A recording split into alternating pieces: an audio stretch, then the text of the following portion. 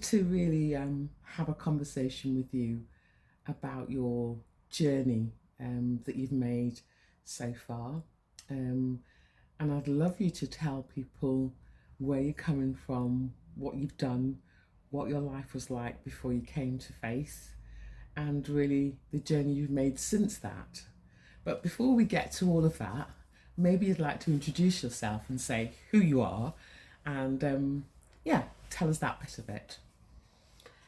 Well, people who know me or used to know me, they'll know me as Wendy. Um, but I was given a name Anna through prophecy, which I was delighted with, and so I do like to be called Anna, And which what does is that mean? Do you know? um, it's actually just in the Bible, a very small paragraph, and it's about a widower called Anna, and she was a prophetess, and she was the first one to see Yeshua, and she was known to just always be in the temple praying. So Fantastic. we'll Something see. to aspire to, yes? Hopefully. Yeah. So tell me a little bit about your um, family, your siblings, how you grew up, where you came from. So I'm from a family of, there's four of us. I've got two sisters and a brother, and I'm from the Gedling area in Nottingham. And yes, we had a good upbringing, but not really a Christian upbringing, as in a sense of believing in God. Mm-hmm. But my parents were really kind. And yeah, so my two sisters and brother, and I went to the Courtney Willow School. Okay. Um, yeah. Thank you. Where, how comes you ended up in Bulwell? Ooh, okay. So yeah. So my parents, I can't remember no disagreeing or any family arguments, as in a sense, with my parents. So that was pretty good. But my parents used to go up to the Royal British Legion, and it's a place where they'd go and my father was on the committee and he was, chairman and things like that. And I was 15 at the time, and I went to meet them outside the Royal British Legion, and this is in Netherfield. And I'd been babysitting with a friend, and I'd walked down to meet my parents, and I'd met them, and I had my dad in one arm and my mum in the other, walking down the street, and within a blink of an eye, I was in an ambulance. And what had happened is, and what we realised after, it was a drunk driver. It was a hit and run. He drove up onto the pavement, knocked all three of us over, my dad into the air, me near the curb, my mum near the building, just straight out, and drove off. I don't think he knew that he'd hit us.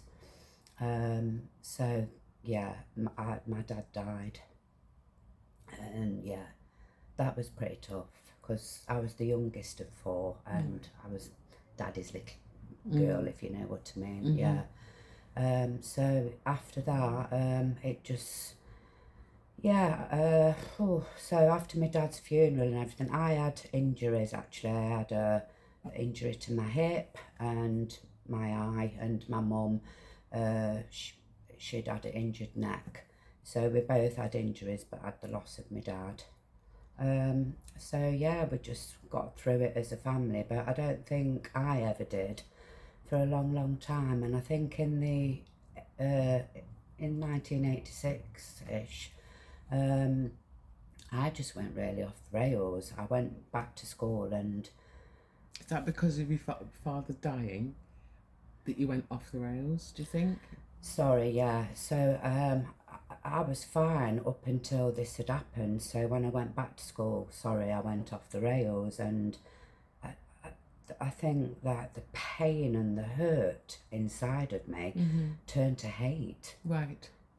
which is a horrible word, what I wouldn't never use now. But then it just became normal to me, and I was just turned this horrible, hurtful person to everybody. I blamed everybody, especially my mother and everybody around me. I blamed them for my dad's death when actually it was no one's fault.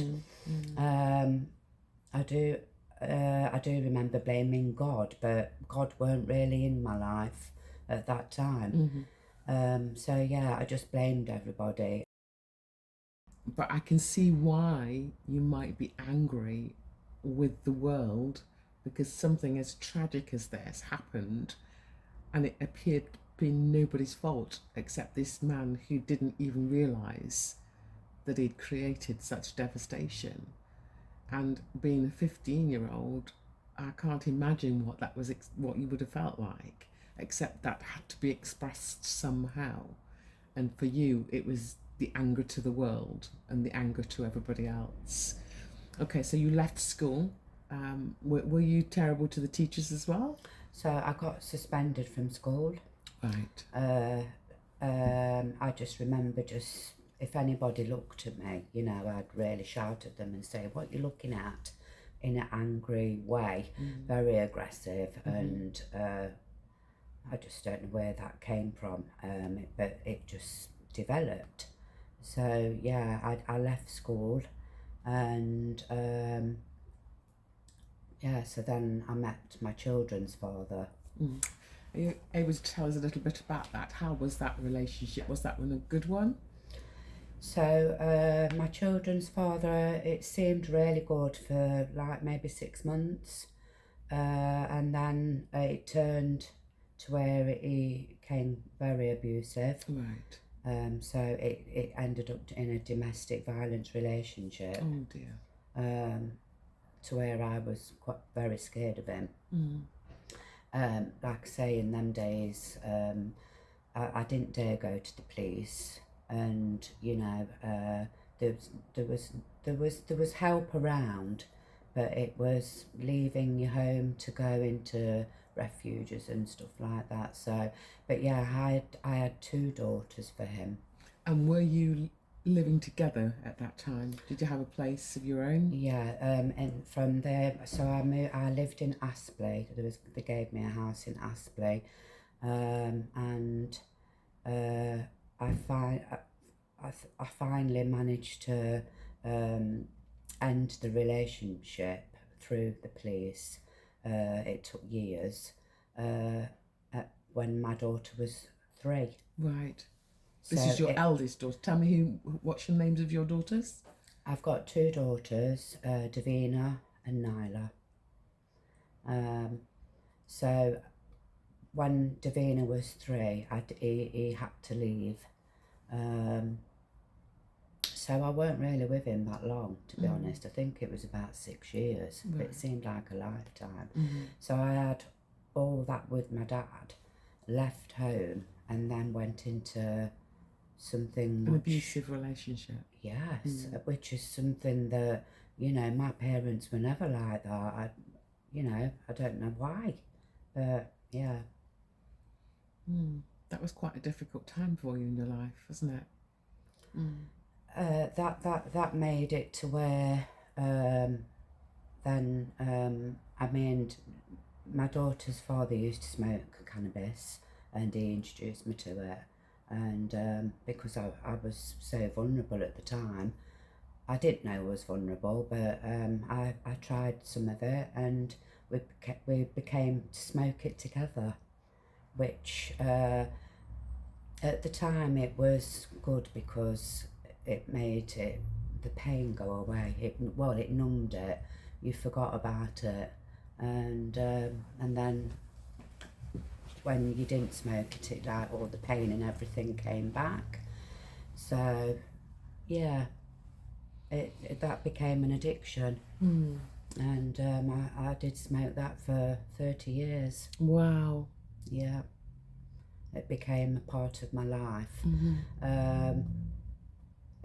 When I look back now, it's just covering pain, but really, you know, it just made it worse, really, I think, because, you know, when you didn't smoke it, it's the anger and everything came back, so it's you just burying it, really. Right. Just burying that.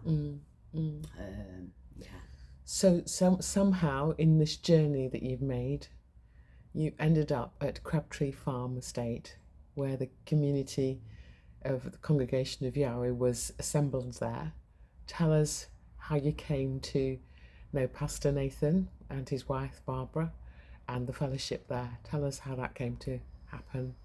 Well, when I look back now, it was just all meant to be and planned Okay. out of my life. But Right. yeah, so it was a time of, you know, bringing my children up on my own, and I became to know a friend there who just moved in at the end of the street, and we got on really well. She was a bit younger than me, but became great friends, and her mother went to a church, and she was so kind and understanding, and she wanted to get to know me, and she could see that I was in a lot of pain inside. I don't know how she knew. And she invited me to go to church, and I just kind of scorned and, you know, said to her, please, don't talk to me about God. I do not believe in God, and there is no God. And she was quite interested to know why I thought that. And I just told her about my dad and my life and how everything I believed my dad was took away from me. He was just so innocent and got killed with the blink of an eye. So, and all my life, when, you know, it was just blaming him for my dad. But she cared and wanted to know, and we talked for many months, and she just continually asked me to keep going, to go to church. And I weren't having none of it. I really weren't having none of it. And but she didn't give up. And when I look back, I just really love her for that. I could cry. So then I said to my friend, shall we just go? Because your mum keeps asking. And so we both decided to go, and she was delighted. And that's when I first walked into Crabtree Community Centre, to the Congregation of Yahweh. I remember first walking in there full of anger and hurt and pain, but no one knew, only me. And I walked into this assembly of people, sat down, and I sat down and I thought, what am I doing in here? I must be mental. That's what I thought. And I looked around, and I just thought, what am I doing? And then the songs came on, and we all stood up. So I stood up and I started singing this song, and it was about somebody called Yeshua. I don't think I could actually say the name Yeshua. I'd heard about Jesus. And I started singing this song, and I felt this warm, deep love that I'd never, ever, ever felt before from anything and anyone, not even my children. Giving birth, it was just something totally different. And it was like, when I think about it now, it was like a cleansing all the way through my body. And all I can describe it as is love. That's what I felt. And I remember meeting, the pastor was Nathan, and his wife Barbara. There was lots of the ministry team, and there was something about the ministry team, the leadership, that's what they were called, that's what I learned. Something extraordinary, what I loved, as in a sense of, I want some of that, because it was love, it was peace, it was just knowledgeable, but kind and gentle. They just got this package, the whole package of this wonderful love that I'd always probably yearned for from when I was a child, I think. Mm. Yeah, I had a good bringing up from my parents, but I'd not been. It weren't this Christian kind of love. This was different. This was absolutely beautiful. And I didn't think, what am I doing here anymore? I actually, sorry, going back to when I sang the song, I started to cry. I had tears just coming down my face, and it was tears of probably lots of different emotions, but it was mainly like somebody pure and holy had just wrapped their arms around me and held me like an angel, maybe. I don't know what it was, but it was beautiful. And then, after how long had you been going before you came to accept this person called Yeshua, or Jesus, as you then knew him? Well, when I was younger, I used to go to the Gospel Hall in Netherfield with a friend. Her parents were ministry team, and she used to ask me to go. And it was a Sunday school, and I remember loving it. And I was really happy there. And I don't know whether somebody prayed for me there, but I always knew about Jesus and the cross and how he died. So I kind of knew the story. Right. I'd probably say, I can't really remember how long it was. It seemed pretty quick. But I'd say 6 months. Right. But I think it was like within weeks when I look back now, but I think it might be a while. I always remember it, after this certain meeting, I thought, I want to accept Yeshua into my life. I'd probably heard a great message, and my heart was just really pounding for to accept Yeshua into my heart, who I knew was Jesus then. And I went over to Keith Goodinson. He was such a lovely, lovely man. And I went up to him and I could cry because it was such a wonderful experience. I tapped him on his shoulder and I said, Keith, I'd like to accept Yeshua into my heart. And he was over the moon, his face lit up, and he took me aside and we said a prayer together. And that's when I accepted Yeshua. And I think from then my life slowly started to change. So you're sitting here today and you are much calmer than I've ever known you. Thank you. And you exhibit Yahweh's peace, and your life is being transformed to become like Yeshua. Tell me, from this angry person, even when you came to faith, how have you transitioned to where you are now? Yeah, that's a great question.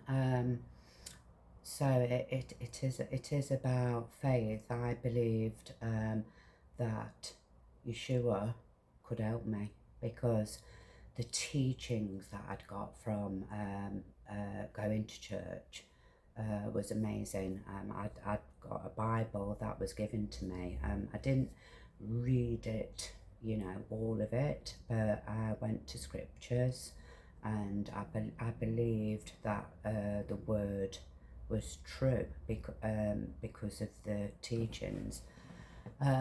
With the anger and the addictions, that took a long time, and I remember always going up to the front for prayer. So after the meetings, they'd do like an altar call and say, does anyone want to come up for prayer? And I always used to feel it here, and I always used to go up. And in fact, at one stage, I used to think, I bet they're getting sick of me coming up to the front, because I was always there. But that's where it all happened. I remember a time when I fell on my knees when somebody prayed for me, and I fell so hard that there was no marks at all. So yeah, people praying for me at the altar. So that was, you've got to go out for prayer. Some people didn't, but I'm so glad I did, because that's where Yeshua meets you. And also, I think the people who I met in church, I think they were like, must have all been praying for me too. So I think the transformation starts with prayer.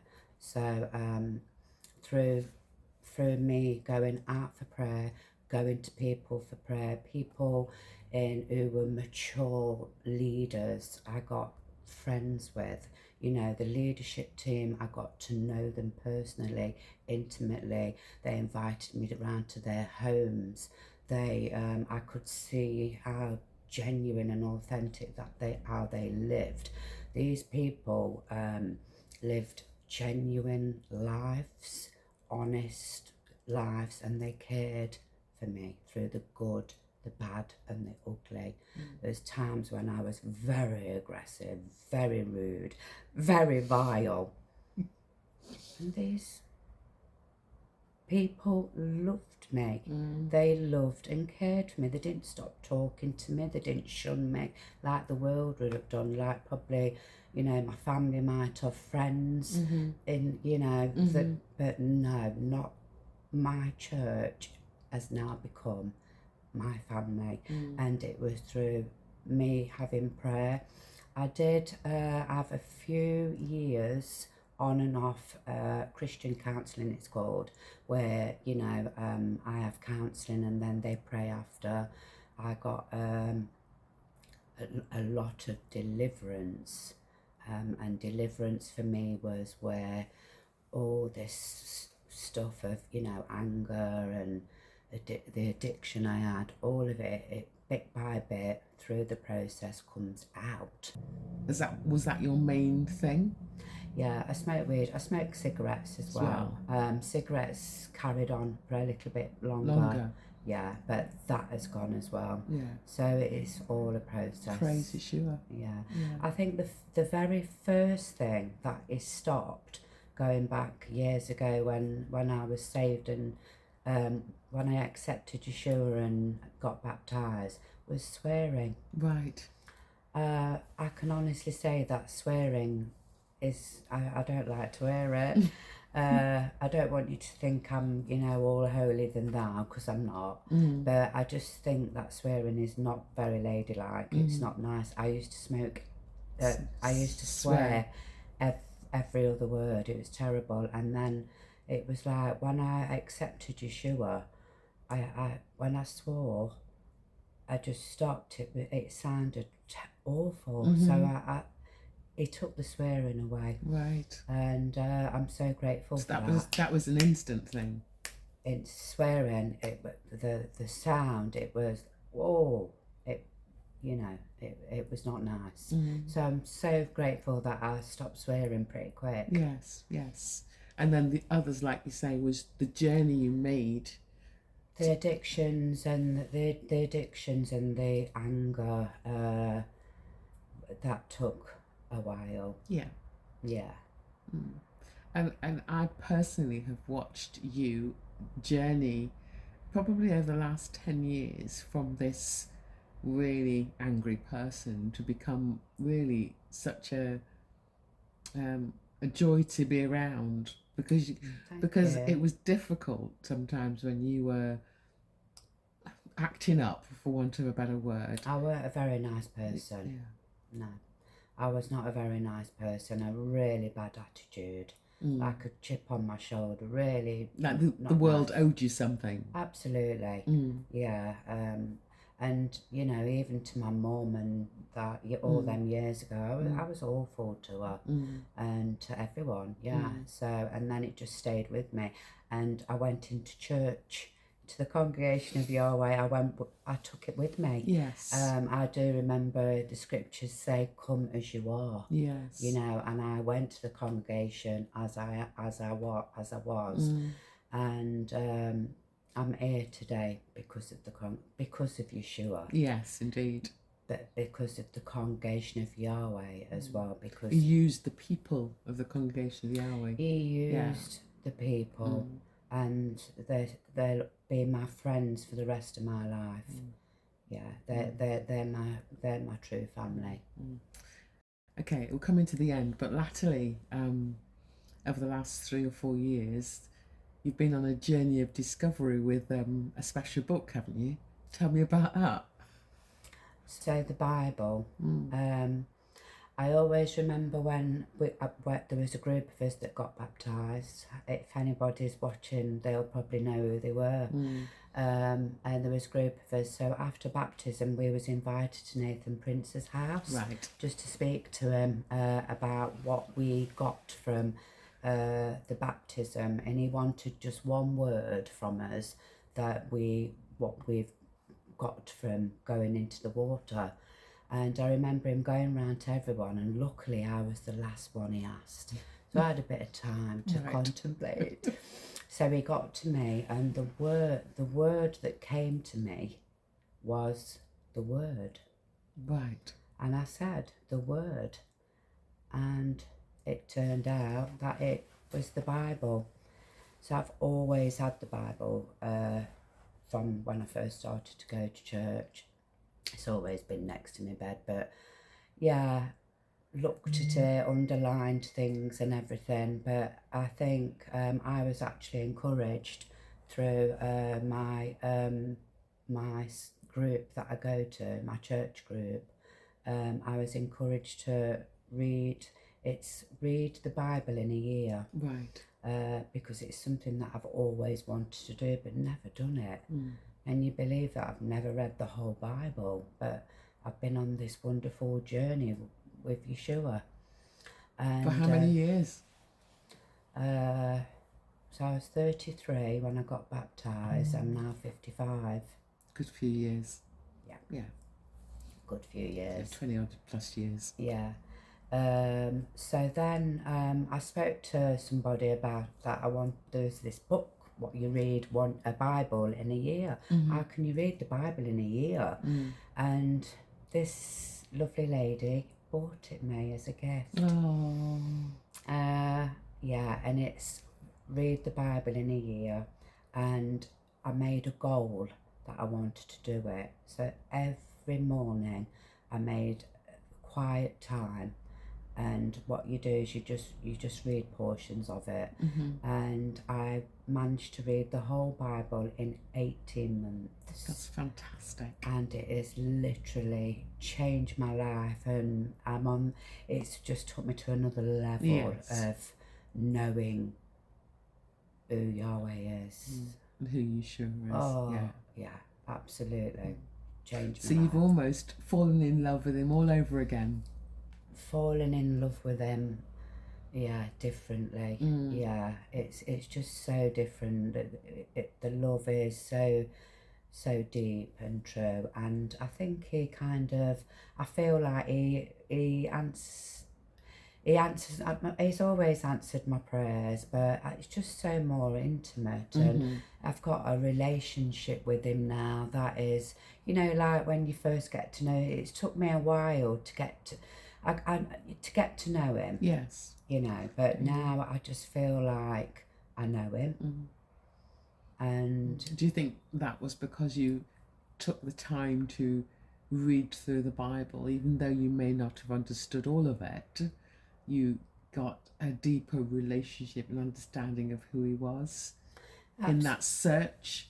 Absolutely. I think that was the key. I think if I'd have done that at the beginning, it wouldn't have been the right time, because he had to clear me out. There was just so much. Yes. But the love that he poured into me through baptism was enough to keep me. So, like, how deep is his love?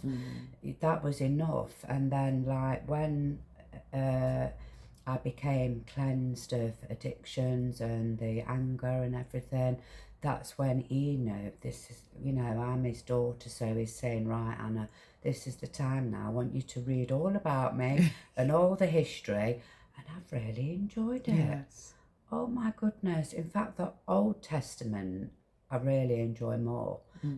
Should I say that? Yeah. It's only because it's fascinating. I just love it so much. Yeah. Yeah. What would you say as a closing statement to anybody who's listening in? What would be your encouragement to them as to the journey they should make, and how would you encourage them to come to know Yeshua as you did, and to be set free as you have been? Take a moment to think about that. To anyone who's out there who's had family members die, who've got addictions, who've got pain and anger or stuff going on inside, I've been there, and it's really, really a tough world out there dealing with all that on your own. And I just encourage you to come to get to know who Yeshua is. Yeshua is alive, he is real. The Bible is real, and just accept him into your heart, because when I accepted him, that means I believed in him. I believed in Yeshua, I believed in the people around me, and he takes everything away what is not good and fills you with peace and love that I can continue to share with everybody. It's just amazing.